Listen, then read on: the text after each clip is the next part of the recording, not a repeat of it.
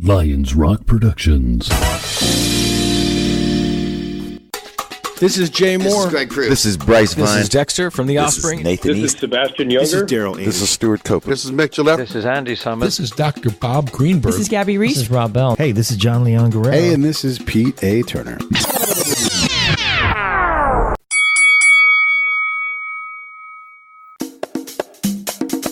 And now, the Break It Down Show with John Leon Guerrero and Pete A. Turner. Hey, this is Pete A. Turner from Lions Rock Productions for the Break It Down Show. Tonight we have a fantastic album fight. This is a fun one. We also have two first-time judges, but I want to give Phil a chance to introduce our fights. Phil, can you give us our corner call? Today's album fight is a 9-round matchup between the Fab Five and a motley-looking crew of umlauts. In the red corner, we have the synth pop and new wave fashion of Duran Duran with their second studio album from 1982, Rio. And their opponent in the blue corner, we have the guitar-heavy aggressive sounds of Motley Crue with their debut studio album from 1981, Too Fast for Love. Let's get ready to ramble. Take it away, judges. Thank you, Phil. Perfect. Just like always. Always makes me laugh. Yes, we are ready to ramble. So let's first recognize that Tony is here, the real Tony Alvarado, and he's judged in the past, so I'm going to lean on you a little bit for your seasoned judging. And you introduced us to Eric. Eric, introduce yourself. It's your first time in the ring. Hey guys, Eric Stangland. Been a musician for 31 years, guitar teacher for 25, and I pretty much love all kinds of music, so I'm really excited to be doing it. And of course, a long-time part of the Break It Down show and Jay Moore family is Mike McCloskey. Mike, welcome to your very first album fight judging session. What are your thoughts going in, man? How do you like this fight? It's going to be interesting. I think we all grew up with a lot of this music, and as a long-time listener, I enjoy everything that you guys do, and it'll be fun to partake. So let's get it on. All right, let's do it. Eric, going into the fight, what initial thoughts did you have going in? But before you did any of the work, what were your assumptions? Well, we talked about, I definitely grew up in this era. I knew the Motley Crue record was super raw, and I knew the Duran Duran record was really produced. So I thought it was interesting because there was two completely different styles of music, but two completely different production values on these records. So those are the two things I was thinking about before I started diving into the songs and listening to them one at a time. And Tony, what about you? What were your thoughts pre-fight? Yeah, that was the same, pretty much the same thing. In addition to, I was a fan of Duran Duran growing up, and I got the copy of Rio, my first copy, when I was about 9 years old, and I wore the heck out of it. So, I was very familiar with that album, but Motley Crue, the first album I wasn't very familiar with, so it was interesting to do a deep dive into that first album and see really how raw it was and how you could tell that they were on the brink of something big with this album. So It was really cool to get into both of them. That's a great note. Let's find out Richard's pre-fight. Richard? This pre-fight started off very straightforward. The numbers came in, and they were very clear. It could have been a slam dunk. It should have been a slam dunk. Do the numbers, analyze, record, done. But something didn't sit right with me. 13 categories were used to analyze this fight. They overwhelmingly went in one direction. But there are 3 categories that most resemble the way we do the fight. The other 9 categories are more overall numbers where the albums are viewed as a whole and not by the individual tracks. And in those 3 categories, like the album fight, the one album still won 2 of those 3. But only one was by a narrow margin, and with enough ties that it could in theory be won by the other album. But it's the third set of song v song numbers that threw everything into a shitstorm. It overwhelmingly went in the favor of the quote-unquote losing album. And by so much that when I averaged the 3 categories together, the lesser album ended up winning song v song. And this is what made me take pause. So the only thing I could do is try my best to look at this myself. So I'm going to give you a little peek behind the curtain here. When predicting fights, I never listen to them until after I've researched and recorded the pre-fight. I want the prediction to come strictly from the objective nature of the numbers. But in this instance, I had to look at the fight to see if I could get rid of whatever was bothering me here. So what did I learn? The initial number said Duran Duran, 8 categories to only 1 for the Crue, and 4 ties. Even if those ties went to Motley Crue, they still shouldn't win. And on paper, that means the fight should be something like 6 rounds to 3. I had my doubts, and I listened to the fight. And god damn it, I ended up with a tie. A 9-round fucking tie. While Rio is a gorgeously produced album, it falls into the trap of sameness in some songs. Some even using the same keyboard hooks and very similar melodies. For the Crue, it was very evident this was a very, very new band that hadn't quite gotten a firm grasp on songwriting and really established their own sound. It sounds more like a medley of music by their influences than by the Motley Crue that they become later. But there is a raw, and I mean very raw potential there, so I found myself forgiving some of the unsmoothed edges because you could hear greatness in the fuzz, if you want to say something like that. So now I'm stuck. What do? Well, I'm going to favor the numbers and the production value and still call it for Duran Duran, but it will be close, and even possibly a split decision. And I can't rule it out that there could be another tie, but we've had so many lately, surely we can't have another, right? Right, guys? Back to you. Perfect. Richard, as always, predicting a close fight, but has a very good prediction that I'm sure we will see what happens as we start this thing. So I guess that's what we'll do. We'll go ahead and go round 1, Rio versus Livewire. And we're going to have Eric, first-time judge, start us off. All right, so I'm not a big fan of either band, so I really have no bias, which is kind of cool going into this. I'm going to start off with Rio. I was really surprised on how jammy Rio sounded. It's almost meant to be like a song you'd hear a band do when they're stretching out a song live. Very good bass playing, that surprised me. Solid song structure. Very strong chorus, but a little too jammy for me. Livewire is probably one of my favorite Crue songs. Like I said, not really a big fan of either band, but it's one I've actually covered in a band before. Straight ahead rocker to the point. Very raw mix on this record, but for a song like this, it works perfect. The cowbell fills always cracked me up. I love how the intro riff just grabs you and you're basically holding on for 3 minutes and change. I give this one 10-9 for Livewire. All right. Mike, how did you have it? So for me, growing up a huge Crue fan, I mean, I've always liked Duran Duran, but this has been a band that's always occupied kind of one of those Pantheon type shelf kind of things for me, and for better or worse, everybody snickers, but I would say there were 2 hard rounds for me, and this is the first one that could have gone either way. I think when you start off with Rio, it is a perfect song in a lot of ways. We already mentioned the bass, the drums, just how everything interplayed together was really great. Livewire, I think it's the quintessential start to an album. It's raw, aggressive. I think it really sets up the contrast between both of these albums kind of that we'll see throughout. I think at the end of the day, the one reason I gave it to Livewire at a 10-9 clip is that, Rio just got a little long in the middle, and that sax solo kind of just dragged on a little bit too much, and it lulled me to sleep. And I think to start an album, I think Livewire is a better way to go. All right. That's great analysis. Good job on your first round. Tony? Well, I'm going to be pretty boring because I'm going to say pretty much the exact same things that Eric and Mike said.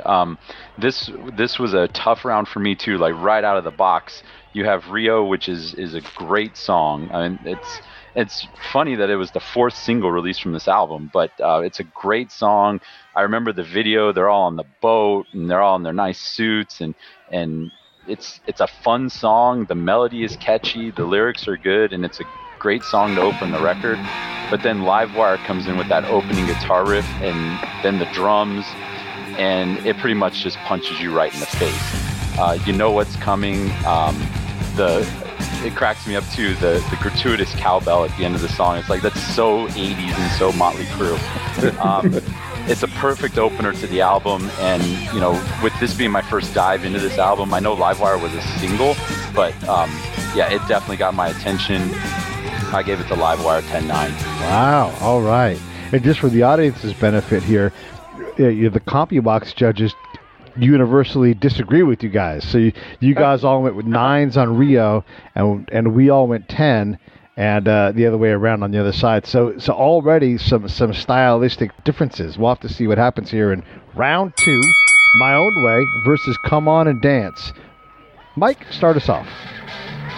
So for me, this is not one of my favorite Crue songs. I think this is one where Vince's voice does sound weak, and I think that's one of his trademarks, for better or worse, over his career. Super raw song. It is what it is. I liked My Own Way better. I liked how the music was layered. You had the interplaying of the keyboards and the electronic kind of music as it was going. And at the end of the day, it was 10-9 Duran Duran on this round. Tony? Yeah, Come On and Dance is like another in-your-face rocker song. And, you know, what I appreciate about Motley Crue is that, you know, they don't make any bones about what they're there for. They're there for sex, drugs, and rock and roll, and that's just about it. And so they come right in there and go for it. But this song seemed to lack something for me. It wasn't the cowbell, because that came up again. But, you know, during the verses, I thought the sound was okay. But then the chorus hits, and I thought the lack of production caused that song to take a hit there. My Own Way... you know, the version on the album is actually slower than the original, which was interesting when I was doing a little bit of research. And I like the melody. I like the lyrics. Not sure why he's drinking 7-Up on Broadway, but, I mean, it's the 80s, so maybe there's something else to that. But I thought at the end of the day, same as my 10-9, My Own Way. Fair enough. Eric? All right, well, the first notes I have for Come On Dance was more cowbell, LOL. So there you go. The mix in this song doesn't really work for me, and it doesn't really hold up. The guitar tone is bad, and the harmony vocal in the chorus is pretty cheesy. I like the groove of the track overall. I think Tommy Lee's a great groove-type drummer. But the middle section is almost like a complete waste of time, to be honest with you. This song shows they had a way to go, but they were on the right track with some of their ideas, I believe. My Own Way... More good pocket bass playing. This bass player it was catching my attention right off the bat. The chorus is forgettable. The tune has almost like a pseudo disco feel to it, with the on of the rhythm, kind of like a disco on the and. I feel like this one gets too jammy again, and it's really just based around the chorus. Cool guitar licks in the ending. I'm starting to realize already within song 2 that Duran Duran was more talented than I thought back in the day. I went 10-9 for My Own Way. All right. A solid 2 rounds here in the book. Let's just keep going. Let's go round 3. Lonely in Your Nightmare versus Public Enemy number 1. Tony, start us off. All right, so Lonely in Your Nightmare. It's a good track. I like the bass line. I like how the vocals wind through the song. I really liked how the chorus is let me in, let me in, let me in. I really like that part of the song. But then here comes Motley Crue with Public Enemy number 1, and this song, once again, we're 3 songs in, and you can see Motley Crue's formula for 3 out of 3 songs. What I really liked, I don't know why, but I really liked in the song when he says, to be under the gun, on the run, having fun. When you're young, you're so young. When you're young, I thought that was really cool. And then it just goes right into the chorus. I felt like kicked me right in the balls. 10-9 Public Enemy number 1. A ball kicker. All right. Oh, yeah. Eric, how are your balls? They're good. Thank God. So I'll start off with Lonely in Your Nightmare. The bass player is carrying this band more than I realized. The fretless bass in the beginning is really cool. I love the clean guitar parts. To be honest with you, the vocals don't really do anything for me, and it's starting to become formulated in terms of like forgettable verses, but strong choruses. Most people will probably kill me for this, but I'm starting to realize the Duran Duran guitar player is a much stronger player than Mick Mars, which is the Motley Crue guitar player. And Public Enemy #1, I feel like it's like a throwaway filler song, very 70s glam sounding, strong chorus, bad production again, decent solo. Could have been a little bit shorter, but I feel like that's kind of the showcase solo on the record, which every 80s band seemed to have one of those. It's the first song where there's not a breakdown. I think the strong chorus saves the song. I couldn't decide on a winner on this one, so I went 10-10. Oh man! All right, now we got to give it to you. You know, it's fine. Of course, it's a viable score, but for the future, we pick nits until we can try to find a winner, or you absorb being called a coward. Coward! Oh, I'm a coward then. Oh, I didn't know that. Shoot. I thought you could go 10-10 like you couldn't pick one. Oh, crap. No, you have to pick one, right? You know, yes, you can go 10-10. That's a viable score. We just try to discourage it because, you know, we want to try to sort this out at the end, but and force ourselves to cut the baby, you know? Well, the good news is I think that's the only coward move I made on all 9 tracks. I like it. I like it. So everything else has a winner, I promise. And I spared Tony from having to call you a coward because normally I make the seasoned judges do it. So next time for sure. Thanks, Pete. My pleasure. Mike, any cowardice in you? I have no cowardice in me, at least yet. That's my tiger.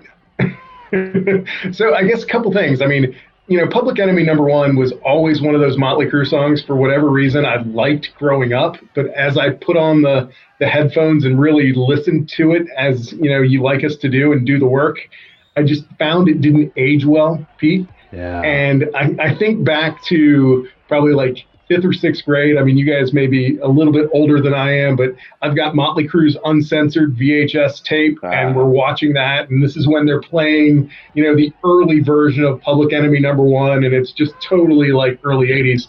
And it was cute then, but now it didn't age well, and I can't fault them for that because this really was recorded almost 40 years ago. But the one thing that got me was I don't know if I'd ever heard, you know, Duran Duran's song that was going up against it. And as I sat down and listened to it, you know, I like the mood. I like the overall sound. It is highly produced. I think all three of us have noted that, you know, Duran Duran are much better musicians than I think any of us ever gave them credit for or remembered. And I think I just liked that song better going up against Public Enemy #1. So I gave it 10-9 Duran Duran. All right. Well, I like this. Let's slow down for a second. I want to talk to Eric because you're the musician. And yeah, we're recognizing that not, and for whatever reason I knew this, probably because John taught me this, but Duran Duran is choppy as fuck. Oh, it's so interesting because, like, I'm 44, so when this record comes out, I'm 8, but like we talked about, it didn't really hit until 84, 85, so I'm like 10, 11. I'm like wanting to play guitar. I didn't get one until I was 13. But I always remember, no offense, Tony, sorry, I always remember Duran Duran as being like a band that like maybe my sister would like. You know what I mean? So I never gave them credit, right? Right. But then as going back, you know, and listening to these songs, and you're right, some of these songs, they don't age well at all. But I was so surprised on how good they were musically. I mean, like very surprised, you know, which I think was cool. And then it was also interesting on the Crue stuff where I never was a big fan of the Crue musically either. But it was interesting on theirs. They're not there yet. And you can tell, like if we were doing this verse, maybe like Dr. Feelgood, right, or this verse, Girls, Girls, Girls, it would be, it'd be very interesting because I felt like the production value is better on those records, especially the Dr. Feelgood record. That's the Bob Rock, you know, formula that the Metallica Black album came after, and the production is amazing on that record. And I think the production hurts them a bit on this record, unfortunately. It's raw, which is cool. There's a lot of people that are really into the early Crue love this record. But for me, I don't know. I think the Duran Duran musicianship shows up more because of the production value for sure. Tony, these two albums, we're already both noticing from both of them that there's a lot of formula. Are you worried going forward that we're going to get a little bit sick of Mick Mars' playing? God bless, he's doing what he's supposed to do, but there's a lot of the same thing and a lot of the same sounds in Duran Duran as we've come to this point. What are your thoughts going forward? So yeah, I'm a little bit concerned, but as we've talked about before, Pete, we've got, you know, so many acts in musical history that will follow that formula. from decade to decade with their albums, and we see them inducted into the Hall of Fame quite often. And so, yeah, it does get a little exhausting from a listener standpoint, because it's like, oh, great, another song that sounds the same as, the one I heard on the last album. But, it works. And if it works for the band, then, and they're selling records and selling out stadiums and arenas, then there's not really a reason for them to stop. Fair enough. Let's keep moving forward. Let's go ahead and go round 4, and I'm curious if we're going to see a knockdown here, because we got Hungry Like a Wolf, a worldwide smash, versus a song called Merry Go Round. Eric, what do you think? Oh, I'll tell you this. We'll go Merry Go Round first, okay? Mick Mars actually gets to show off on this song also, which is kind of funny, because I just said in the last one, that's the song he gets to show off on. I felt like this song shows the band off more, almost like a ballad, but the chorus picks up enough that it's not really a ballad. I like the cool muted arpeggios, and Mick really carries this song. I found it to be another strong chorus, but this time the verses are kind of weak. When I knew this was the one that was going against Hungry Like the Wolf, I knew I'd be picking this over Merry Go Round without even listening to it. It's a really easy one in my opinion. Hungry Like a Wolf is a beyond strong song, excellent verse, great pre-chorus and chorus. There's really nothing wrong with the song. It's perfect length, very catchy, classic guitar riff that gets stuck in your head. The breakdown doesn't really need to be there. That's my only complaint, but it seems like Tony talked about a second ago, it's that formula, and the formula is working. And that was, like I said, the one thing that really surprised me about Duran Duran as I got into this record. There's a lot of breakdowns that just I don't know why, but yeah, that was, to me, this was the easiest one of the bunch, to be honest with you. I agree. I scored it. So I had 10-8. I had 10-8 Hungry. All right. So yeah, I agree. I had the same kind of score. Let's hear from. So Pete, I think listening to this one, I think I agree absolutely. Hungry Like the Wolf was the song, that's going to be, the winner of this round, regardless of what it was going to go against. But I think the one thing that saved it for being a knockdown for me was the fact that, Mick really did, drive the song in that middle part of it, and he really picked it up. Yeah. So I loved, the synth and the keys that, Hungry Like the Wolf has, the depth of the lyrics and the storytelling that you started to see throughout. And I'm not a super big story from a lyric person. I like how the words play with the music versus what the artist is trying to say. But I think at the end of the night, it was 10-9 for me, and it was because of that guitar solo that Mick had kind of midway through the song that kept it from being a knockdown. Perfect. Tony? I'll start with Merry Go Round as well. And when it first started off, when I was listening to it, I thought that was the obligatory ballad that was on every 80s rock record. And I really liked how it changed up to a faster pace. I liked how I thought the melody simulated a merry-go-round, which was kind of cool. And it's a decent song. I mean, I'm not going to knock the song, but yeah, just like Eric and Mike said, you're going against a legendary song, an iconic song in Hungry Like the Wolf. And whenever I think about it, I remember I think of the guitar riff, and I always think of the video with Simon Le Bon acting like Indiana Jones. That for some reason that always stands out in my mind. And it was this was like the perfect song, and this was perfect for Duran Duran to break through to the MTV generation. It's the video, it's a catchy song, good-looking band, and everything seemed to click here. I went 10-9 for Duran Duran here. All right. Well, let's keep clipping along then. They're at the halfway point here at round 5. Round 5, Hold Back the Lane, Take Me to the Top. Mike, what do you got? Oh, this one kills me. I mentioned when I started that there were 2 rounds that just were absolute daggers for me to judge. The first one with Rio and Livewire, Hold Back the Rain, and Take Me to the Top was the other one. Partly because I think Take Me to the Top is the best song on this record for Motley Crue. Wow. It's just got such a great... I just love the drive through the song. It's aggressive. It's everything that I want in it. But at the end of the day, when I compared it to Hold Back the Rain, I think we've all teed up the sneaky musicianship that Duran Duran has. The chorus is a little dated, but I loved the interplay of the bass, the keyboards, the drums. There's kind of a drivingness that's going throughout the song. And unfortunately for my Motley Crue sensibilities, I had to go 10-9, Hold Back the Rain, and that shocked me to death. Yeah, and I'm shocked to look at your scorecard up to this point, and the last 4 rounds have gone towards Duran Duran. Does that shock you to hear that? It does. I mean, at the end of the day, there are iconic songs that Duran Duran has on this album, whether it's Rio or Hungry Like the Wolf or the main ones, that this version of the Crew doesn't have yet. I think it just came out, those come later in terms of the career-defining songs, and I think the Crew is just figuring out, how to begin with Too Fast for Love. But yeah, it shocked me as I listened to these track for track that, a self-described Motley Crue fan was trending so heavily towards Duran Duran this early in the fight. And I think we should pick out that you helped me build this fight. You said, let's get Motley Crue Too Fast for Love in there, right? Yeah, I think you teed it up. You're like, okay, let's find some 9-round, 9-album CDs, and let's figure out, what we can do for an album fight. And I threw out Too Fast for Love, and it's not my favorite Crew one, but I still go back to it all the time. But yeah, it was an interesting little battle. Let's put it that way. Tony, how did you have this round?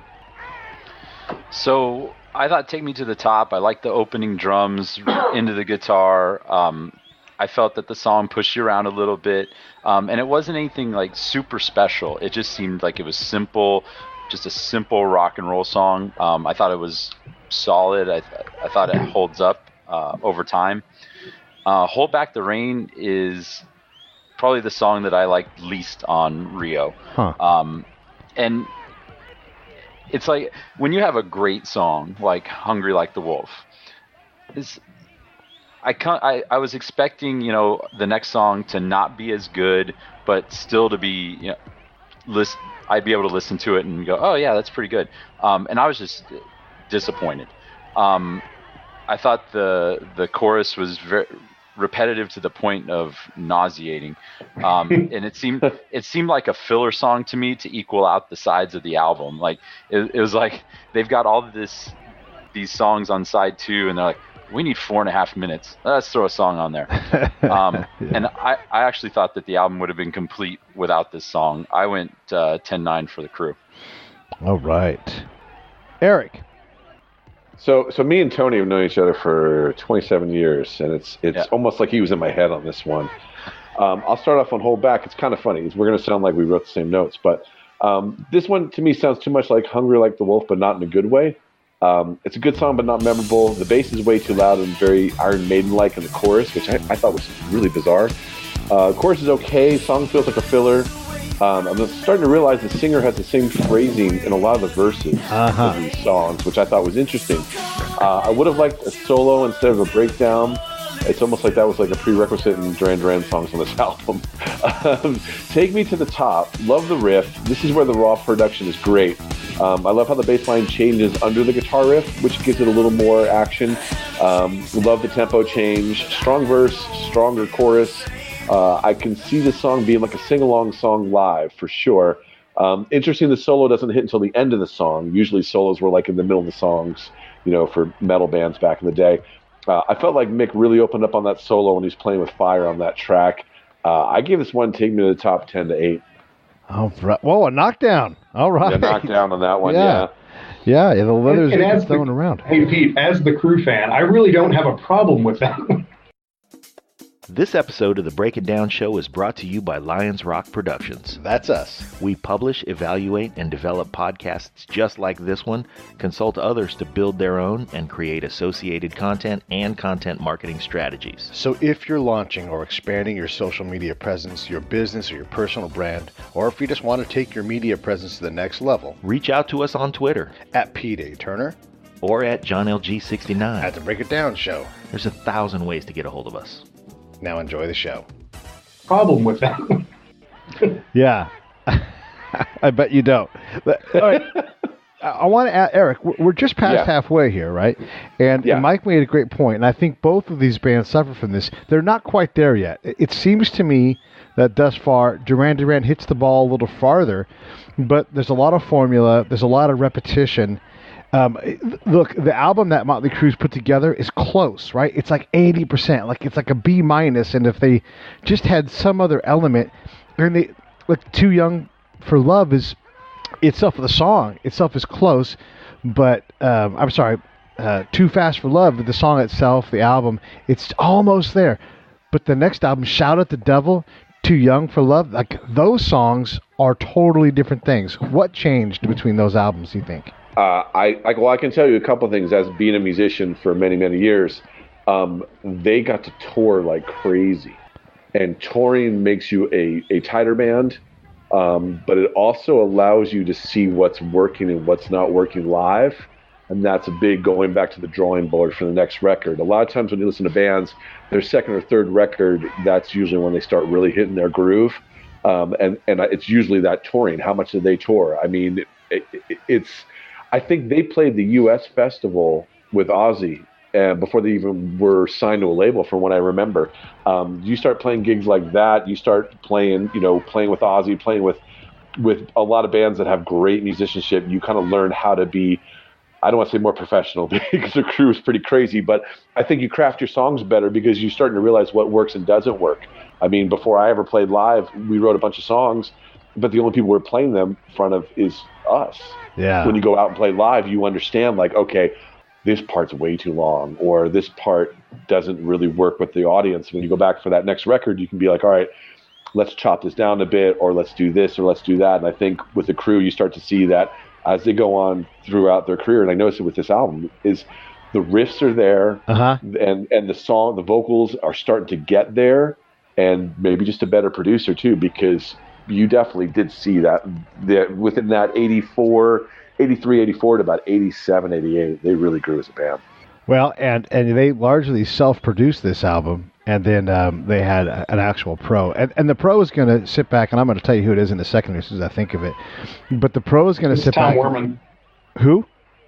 Tom Worman is the guy that produced this one. It produced Shout at the Devil, produced Theater of Pain, and then he did Girls, Girls, Girls. He did it was Open Up and Say Ah by Poison. I mean, he was all over the 80s, right? So he had a formula, but he got the band to go from, the sound that we heard on Too Fast for Love to, polished, and I don't want to say poppy in a bad way, but poppy in a mass consumable way. Yeah. Well, he figured out what they were strong at. It's funny because I'm looking up right now on Wikipedia, who knows how true that is, but he did, Twisted Sister, Stryper, Poison, LA Guns, Kicks, Nugent, Cheap Trick, Molly Hatchet, Blue Oyster Cult. So you kind of see, like you said, you're kind of seeing he knows that formula for what works in that time period. Right. Yeah, he's the guy for sure. Okay, well, let's keep going here. Let's go ahead and go into round 6. New Religion versus Piece of Your Action. This for me was an interesting round. I want to see what you guys think. Tony, start us up. I'll start with Piece of Your Action, and once again, it's no shame, just sex and rock for 4.5 minutes. Just here it is, and this is what we're gonna do. And I thought it was a typical Motley Crue song. I thought it was a good song. When it comes to New Religion, so I got this album, I got Rio, my first copy, when I was 8 or 9. And I wore it out, but I wore out the second side because I thought the second side was fantastic. I thought the first side was good. I thought the second side was great. I thought New Religion, when it opens up with that with the opening part, and then it goes in, it takes about a minute for it to get going. I thought, whoa, this might be a whole new, different album that I'm listening to. I really like the opening sequence. Then it breaks into the guitar and the bass, and I really like the 2 tracks of vocals that are heard during the pre-chorus. You can almost vision it like a conversation going on in Simon Le Bon's head. And I thought that really played well. I gave this one to Duran Duran 10-9. All right, Eric? Okay, so I'll start off with Piece of Your Action. I think it's another great start to a song. Another good verse, another solid chorus with a great riff. One of the things I liked was the slide guitar in the solo. Most rock and metal bands really didn't play slides. Slides kind of a hard thing to do. Most of your classic rock, southern rock bands do it, but like your rock bands, you don't see it too much, especially that early on 82. He does really good for playing within the song, I thought, in this one. Mick does. I think it's a solid song. I think it's a great Crue type song. Okay, so me and Tony are going to agree and sort of disagree on the next one. New Religion, I felt like the intro pretty much went nowhere. They could have cut that one out for sure. Again, very solid bass line. I'm enjoying the space between the guitar and the rest of the instruments. I'm not feeling the verse again. It's almost like he's doing it on purpose to make that chorus pop that much more. There's your wrestling term. One thing you'll notice between pop and rock metal music is that pop music will add little things in like the second verse to keep the song interesting. What I mean by that is like the extra vocals like Tony was talking about, and then the clean Nile Rodgers type guitar part. And the second verse is a great example. Then we go back to the jammy middle section, which they really like to do on this record. But the weird thing is they don't go back to the chorus after they do that. And a lot of other bands do that. Well, they'll go from that breakdown section and then boom, they hit you with the chorus 2 times out, song's over. And I thought that was kind of weird. I went piece of your action 10-8 on this one. 10-8. Oh, another knockdown. Yeah. All right. Well, that's keeping it exciting. That's for sure. Mike, how did you have it? How did I have that? That's a good question. I think when I sat down and looked at this, I really thought the Crue was going to win on this one, but I don't know if it was the mood that I was in the multiple times that I listened to this since we kind of hatched this idea. But I'm going to go 10-9 in favor of Duran Duran because I really felt like the bass and the musicianship within New Religion was a little bit sneaky good. The guitars stood out. I kind of like the mood and the feel that the song had. Compare that to just the driving force of kind of the piece of your action. But at the end of the day, at this point in the album, and I think that's one of those key things, I was still feeling Duran Duran. Now, do I feel that in songs 7, 8, 9? I don't know. But at this point I did. And, I'm going to go 10-9 Duran Duran. All right. And so we've heard John Taylor's name come up a number of times. He has those fantastic bass lines, and he's one of those guys that almost seems to play, like Mark King, almost seems to play lead from bass, and then everything else kind of fills in the space around him. I like to hear that. Let's do, and for you guys who are new judges and new listeners, we call the round 7 the Burford rounds because Scott Burford noticed that this is when a lot of rounds kind of have to like take a breath. They've put their strong foot forward. They flip the album over, and this is where sometimes we find some interesting matchups because of the filler that is often there. So the Burford round 7, Last Chance on the Stairway versus Starry Eyes. And let's go ahead and go with Eric. Okay, so I'll start with Chance. This one starts better in terms of a build to start the song again. I'm kind of starting to feel the same way on all these songs as they continue, though, unfortunately. Another solid bass line, okay verse, chorus is okay. Another thing I'm starting to realize is how dancey these songs are in this new wave vibe. It's almost more like a disco-y type of vibe than a new wave vibe. Another breakdown jammy thing in the middle with a xylophone, which gets some bonus points, but nothing really memorable in this song. Starry Eyes, not grabbing me either. Verse is forgettable, but yet again, another chorus that's pretty strong, which is interesting. Something I took away from these Crue songs is that the choruses were stronger than I remember. The riff's okay. There's an interesting single note riff for the bridge. Solo was okay, but I like the riff-like qualities as the solo continued, which I thought was neat, which was a nice surprise. I like how they go to the chorus after the solo, something that Duran Duran should have done in the last song we talked about. The solo at the end is pretty bad and should have been edited out, in my opinion. I went Starry Night 10-9 on this one. All right. Wow. All right. That works. Mike?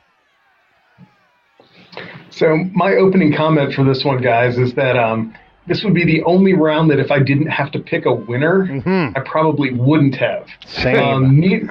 Neither of these two songs really jumped out. As many times as I've listened to the Crue song, Starry Eyes has never been one of my favorite songs. However, I really did not like Last Chance on the Stairway. I felt like I was listening to some like weird Cure song. It was a little bit too slow. In the middle, it just kind of ran up and down. And again, we're in that zone of very repetitive kind of formulaic songs for both bands. But for Duran Duran, I feel like it's starting to add up. And then I think when I look at Starry Eyes, I mean, yes, it's, over the top, cowbell, there's Mick Mars' guitar, and it's a very repetitive chorus. But because I liked that better than I liked The Last Chance on the Stairway, I went 10-9 Motley Crue. Oh, nothing wrong with that. Neither of these albums was improved by the presence of these two songs. Is that fair to say? Oh, yeah. Correct. All right, Tony, how's your round? So everything that Eric and Mike have said about Starry Eyes, I pretty much wrote down myself. I thought that this was a good song from front to back. Once again, simple. I liked the groove, the melody. I liked, and this was, once again, the first time that I've done a deep dive into this album. And the first time that I heard the song Starry Eyes, I liked it. Now, I said before that I wore out Rio's second side. Last Chance on the Stairway was the song I liked probably the least on the second side when I first started listening to it. It does have a good melody, and who can't use a solid Voltaire reference in the lyrics? Right. I like at the end of the third verse where he says, I don't even know what you're thinking, I don't even know what you're drinking, but it keeps this heaven alive. Even though I was like 9 or 10, I had no idea what that meant, but I thought it sounded cool. But I gave this one to Starry Eyes 10-9 because I liked Starry Eyes from the beginning. And Last Chance had to grow on me over now almost 40 years. I went with Starry Eyes. Yeah, all right. So 10-9. Okay. Yeah, I wanted just to jump in and just look at like some of the lyrics in both of these songs. Like you really could cross them over. Neither band is putting. I know Nikki Sixx did the bulk of the writing, so I'm assuming he wrote Starry Eyes. But just I can't get into words how I feel. That's a lyric in this song. Like, well, then what are you writing the song for? Because that's kind of part of the point. Do an instrumental then if you can't get into words how you feel. Get it right in this song now. I had to set her free. Needed a friend. Come back to me.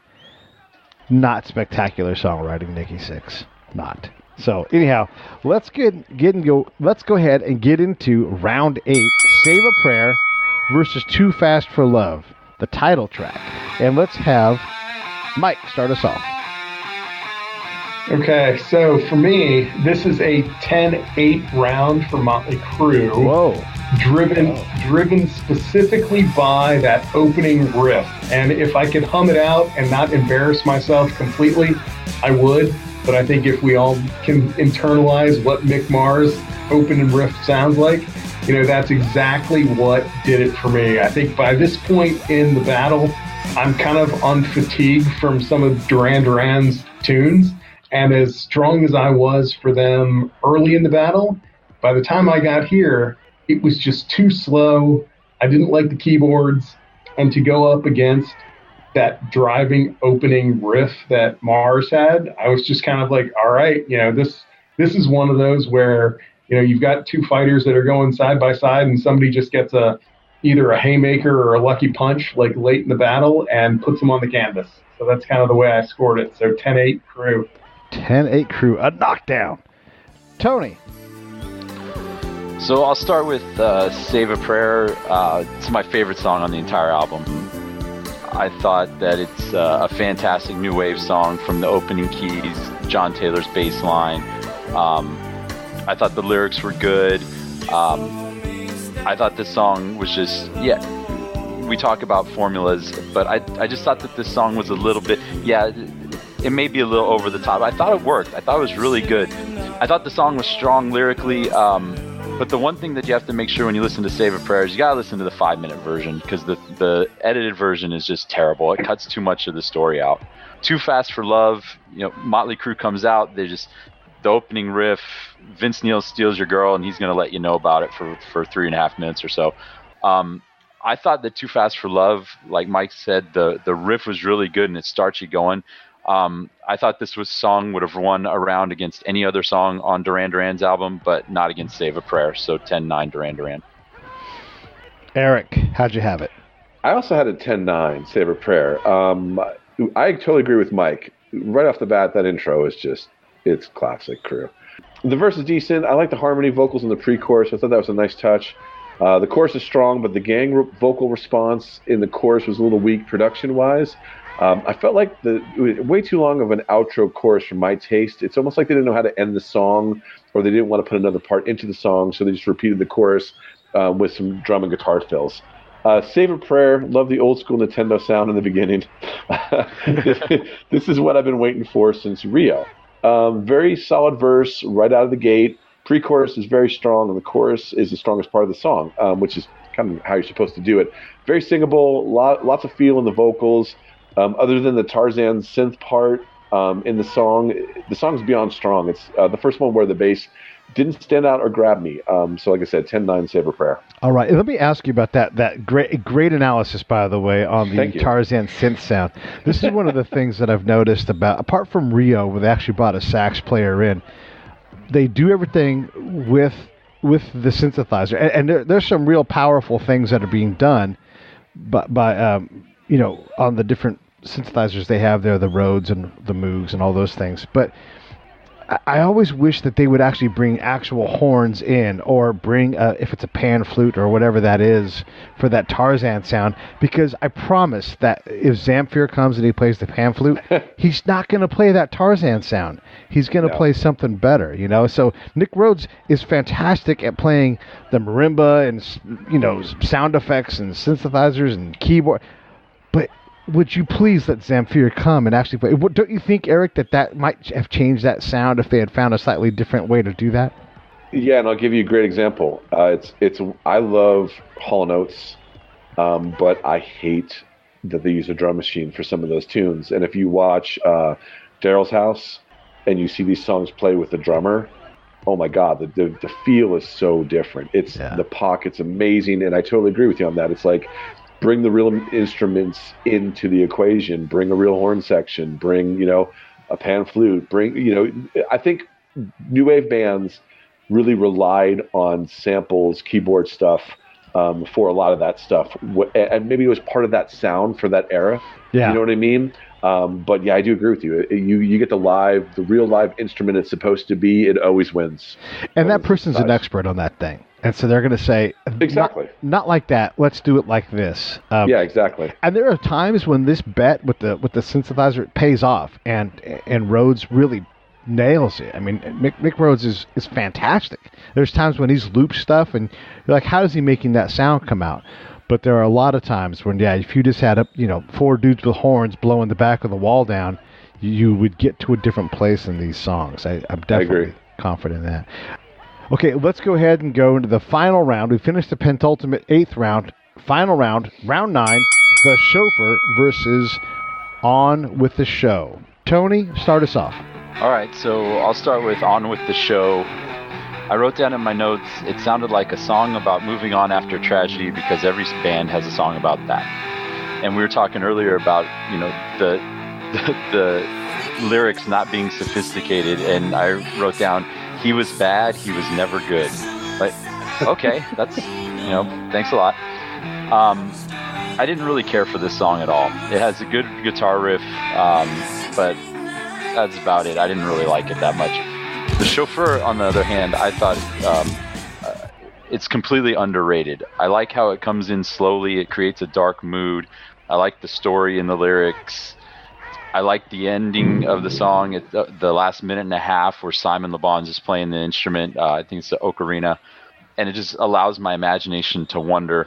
And then it ends with the shaking car keys. And I thought that was a great way to end Rio. I gave this one to Duran Duran 10-9.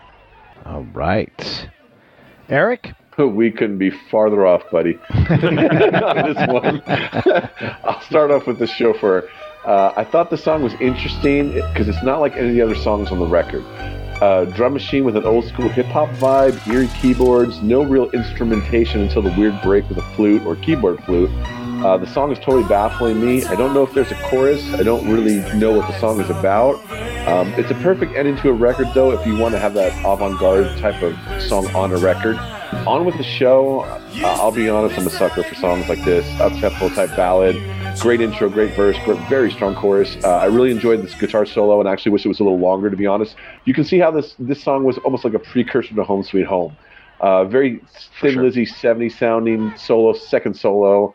I do think a fade out would have been a better choice for an ending on this song, to be honest with you, than the way they ended it. I went on with the show 10-8. Ooh. All right. Mike, you want to close us out?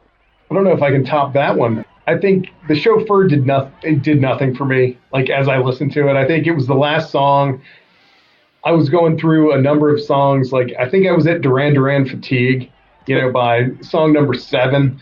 But by the time we got to 9, it could have been good. But, I felt like I was overloaded on, similar content and sounds throughout the last half of the album. Yeah. I've always been a sucker for On With The Show. It is a kind of sappy, sad song. It's very simple. But I think Eric hit the nail on the head in terms of why it resonated and why it sounds good and why it still kind of carries on to this day. And with that, I think it's going to be 10-9 Motley Crue with On With The Show, outside of the fact that it's just a sad song with a nice ending to an album. I think it just ended well. So that's the reason I picked the Crue over Duran Duran on track 9. All right, and that concludes the fight. So let's take a look at what happened. Richard, give us your post-fight thoughts. Well, I guess I don't really have much to say. Holy shit, it was a tie. And, wow, like 3 weeks in a row or something like that. And, well, if I learned anything, I think my gut is more accurate than I expected it to be. I don't really have a whole lot to say here because I think the judges did a great job. And it lined up with kind of how I saw it, too. On paper, they don't seem like they're evenly matched, but they turn out being very evenly matched albums for various reasons that they've mentioned, that I mentioned in the pre-fight. So, wow, this was a very interesting, very difficult fight to kind of wrap your head around. Styles make fights, I guess. So let's see what comes up next week. Maybe we'll just keep this streak of ties alive. I don't know. See you then. Yeah, Richard, great point about the similarity. I like that. Fellas, here's what I'm looking at as I look at the fight card. We have a split decision draw. So Tony had it 86-85, basically 1 round difference going towards Duran Duran. Eric had it 86-82, going the other direction with a lot more knockdowns against Duran Duran to find it for Motley Crue. And then Mike sitting squarely on the fence, 85-85. And so the third week in a row, by the way, we've found these fights that we just can't get a definitive answer. And just if we look at the CompuBox, we see a lot of disagreement in terms of the judges, not a lot of same. But the judges came up 2-1 for Duran Duran. So still very close numbers across the board. I mean, the scores are for the CompuBox judges. I had it 86-84. Michael Perry had it 86-84, both for Duran Duran, and then Phil had it 86-85. So this is a razor thin fight. So thoughts on that, Mike, going in? Like, given that you had a tie, and we're not going to break it, but if you wanted to break it based upon song v song, what are your thoughts? What did you need to hear maybe less of, more of from Duran Duran or Motley Crue? First of all, I apologize for being a pussy and ending with a tie. That's not a pussy move. That's just the numbers, It just works out. I did not. There was no intended if I could just sit on the fence on this one. That wasn't the thought. I think it came down to, for me, rounds 1 and 5. So we had Livewire and Take Me to the Top. Probably 2 of my favorite Motley Crue songs, especially on this album. Going up against Rio, and then the one song that sneakily I started to like, which was the cheesy kind of Hold Back the Rain. So as we got into it, I just thought they were 2 evenly matched bands. They were exactly 180 degrees from each other when you looked at the type of music they played, the scenes they were in. But yet they all typified that early 80s, kind of late 70s, move into what became MTV. And it was, just interesting for me that I gravitated towards Duran Duran on this album more than Motley Crue. I think if we had done this on any other Crue album, outside of this one, especially Pete, you mentioned Shout. Yeah. If we'd done Dr. Feelgood later in their career, totally different outcome, I think, just based on the maturity of the band at that time. But this one, it was fun to do because you had those iconic Duran Duran songs going up against a very raw Motley Crue, and it was just like, again, it was just fun to work through. And I've got nothing other than a 50-50 at this point, so I apologize. No, there's no reason to apologize for a tie. I mean, you go down the score sheet, you're picking rounds, and it happens. It's nothing wrong with that at all.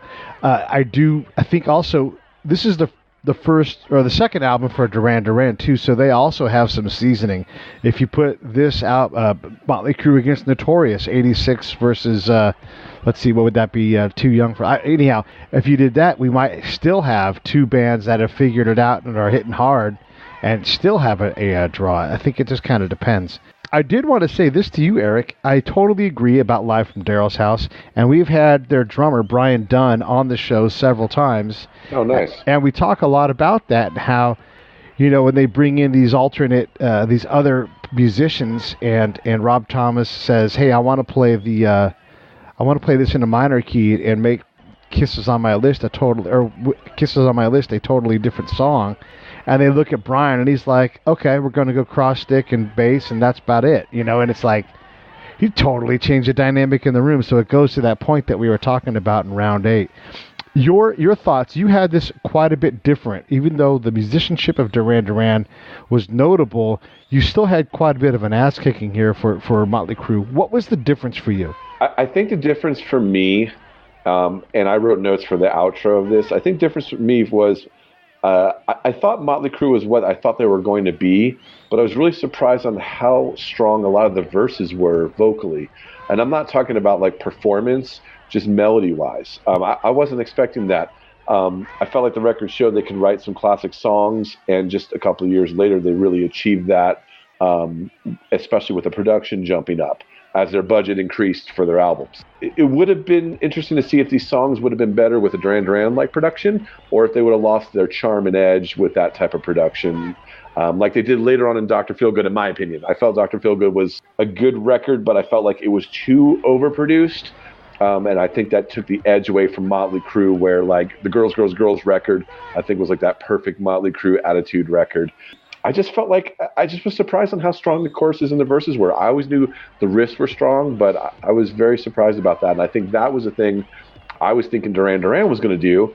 And I was very surprised about how much musicianship Duran Duran had. I didn't think they did, especially, the bass playing is amazing on this record. It really is. I also didn't think Duran Duran was going to be so jammy on their songs. And I think if we're going song by song like that, the jammy stuff doesn't work for me in terms of the songwriting, because I feel like it's that part that is just there where there could have been something better. If you have like an Allman Brothers or something like that, that makes it that goes out the window, because the jam part is super important with that band. But I just felt like it was more atmospheric type jamming, and I think that was the big thing for me. I felt like the songs were more together for Motley, even though the production wasn't as big as Duran Duran. But I came away with having a lot of respect for Duran Duran musically that I didn't have when I was younger. Yeah. It's easy to lose sight of the fact that and honestly, both bands are kind of dance music. They approach it from a different angle, but there's a lot of similarity in what they're trying to do. I feel like lyrically you could often swap the lyrics from one song to one side of the ring to the other, and you would get a good song. It's just they're I don't want to call them pop bands, but there's definitely, at least in terms of these two albums, it's hard to stand out because they're fighting the same style, maybe, just with, one's got Lycra pants on and one's got a lot of 80s coats with shoulder pads. Tony, thoughts post-fight? So I was impressed with Motley Crue.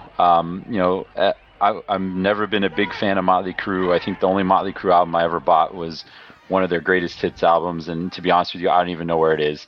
I think I listened to it a couple of times. I was like, oh, okay, so all I need to do is turn on my classic rock station. I can hear all these. But I was impressed with how they came right out from Livewire and just they put everything on Front Street and said, this is what we're here to do, and come and watch us. And I was super impressed. The production quality wasn't that great, and I thought that suffered in this fight. But you could tell, I think we mentioned this earlier, you could tell that they were really close and they were going to get over the hump and they were going to be huge. And then it turns out a couple of years later, there they are. And full disclosure, again, I've had multiple copies of Rio. I loved the second side. It was interesting to see that my love for the second side wasn't necessarily shared by everybody, but I liked seeing how we matched up an early album from each of these artists. It was Duran Duran's second album, Motley Crue's first studio album, and it'd be really cool to see, I think we mentioned this too, to see how take this 10 years out. Yeah. And now let's match them up again and see what it sounds like the Wedding album. Let's see how that plays versus something else of Motley Crue's. But I was super impressed with Motley Crue. This is an album that I'm going to listen to more because it is good. I just didn't think it was as good as Rio. One of the things I picked up as I did the work was, as Motley Crue matured, they've got so much talent there. One, it's always weird that Mick Mars is 10 years older, so I always wonder what's his internal dialogue as he lives this life that these younger guys are doing. But also, Tommy Lee needed to get out from behind the drums. Not necessarily grab a mic up front, but they needed to use his star persona more, and they did it more. There was a lot more call and response between Vince and Tommy. I really liked that. We didn't quite get there with the album. I think if there was a little more of that, where they just had more tools in their bag, and like Eric said, they go on the road and they find those tools and they learn how to use them. But I think that was one of the things they were missing. And and Richard says this a lot, the 80s, a lot of things are overproduced, and Duran Duran certainly suffers from that because they're just a lot of the same sounds, a lot of the same themes, and it was just hard for them to get out of their way, I think, a little bit. Those are just my thoughts. So let me really quick do the disclaimer here, just so everybody understands. We love these albums. We listen to them. Everybody listens like, I love Duran Duran more than before. I didn't realize how good Motley Crue was. We love this stuff. So when we're being critical, it's to the purpose of doing a compare and contrast. These guys are in the ring. Look, both these albums have sold millions of copies. Both these bands have sold, I think, over 100 million albums each, if not well over 50 million apiece. They've won awards. These are great bands, and we're totally down with that. So don't get too upset about that. As we wrap this thing up, you're fine. Final thoughts, Eric. Okay, so I'll tell you a quick story that's really cool. I'm reading Bob Daisley's autobiography. He was the guy that pretty much helped write the first two Ozzy records with Randy Rhoads. And when they were touring with Motley Crue in '83, he swapped tour buses, so he went on the Motley Crue bus and Mick Mars went on the Ozzy bus for a night. And Motley Crue told Bob Daisley they were going to fire Mick Mars after the tour, and Bob Daisley actually convinced Motley Crue not to fire him. So that would have been really, really interesting to see who they would have brought in and how much that would have changed their sound. My final thoughts, I really enjoyed doing this, and I felt like it was awesome that all you guys did your homework, and I really enjoyed listening to other people's takes on songs. It's always cool to hear what you hear and then hear what somebody else hears about a record, and I thought that was awesome. And I learned a lot from listening to these records, but I also learned a lot today from hearing everybody's opinions on the records. Mike, what are your final thoughts? I think, first of all, thank you for, inviting and allowing us all to participate in this process. I think what you and John do kind of around the album fights is a terrific way to engage the audience. So hats off to you guys. So that's the kudos to the host. Thanks, I think when I look at the overall Motley Crue Duran Duran, it really would be interesting to see how we stack this up, later in their career. I think that was a terrific point. I think, the interesting thing, what happens if, Motley Crue isn't a, drugged out heroin mess come around, girls, girls, girls, and that album isn't 100%, there's a lot of filler on that one. There's a lot of great songs on that one. How does that stack up against some of the later Duran Duran stuff? But they themselves are a band that had issues later in life with people that have left. You get the new guitarist, Warren Cucurulo in that, just is an insane musician. So it would be interesting to see where that one goes. So I think overall, I enjoyed it. I got a chance to revisit a lot of the songs that we all grew up with and listened to. So overall, it's been a lot of fun. Thanks, Pete. Yeah, my pleasure. Tony, final thoughts. So I was when I came into this the first time, I didn't know what to expect from Motley Crue. I kind of knew what to expect from Duran Duran, but it was really cool to do the deep dive. And later on, after when I'm growing up and I'm into Duran Duran, and then I start getting into Depeche Mode and New Order and Joy Division, those types of bands. But then I also started getting into the 80s rock band, the Poison, and I was into Van Halen, and then Motley Crue a little bit later, casually.